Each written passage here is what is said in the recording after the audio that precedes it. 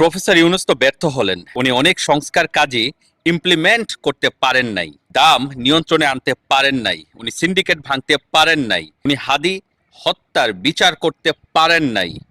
অনেকগুলা পয়েন্ট আছে যেটা প্রফেসর ইউনূস কমপ্লিটলি ফেল করেছেন। তো দুই রহমানের কাছে আবেদন, জনাব তারেক রহমান এবং জনাব শফিকুর রহমান, আপনারা অনেক প্ল্যান প্রোগ্রামের ফুলঝুরি আমাদেরকে দিচ্ছেন, এত কিছু লাগবে না। দয়া করে আপনাদের মধ্যে যেই নির্বাচিত হন না কেন, যিনি প্রধানমন্ত্রী হন না কেন, প্রথম কাজটাই করেন দ্রব্যমূল্যের একদম মিনিমাম লেভেলে নিয়ে আসেন, নিয়ন্ত্রণ করেন, সিন্ডিকেট ভেঙে দিয়েন, চাঁদাবাজ মুক্ত করেন, মানুষের বেকার সমস্যার সমাধান করেন। আমাদের দেশের কাজগুলো যদি করতে পারেন আমরা উপকৃত কৃতজ্ঞ হব। আপনাদের এই বিশাল বিশাল প্ল্যান প্রোগ্রাম, আপনারা অমুক করেঙ্গা তমুক করেঙ্গা, আমরা 90% বিশ্বাস করি না যে আপনারা এগুলো আদৌ করবেন বা করতে পারবেন।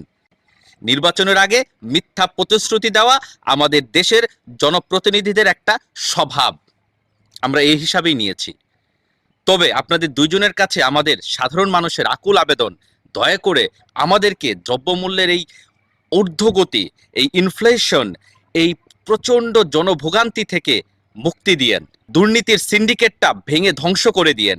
এই আমলাদের প্রচণ্ড দুর্নীতি আপনারা শক্ত হাতে লাগাম টেনে ধরেন।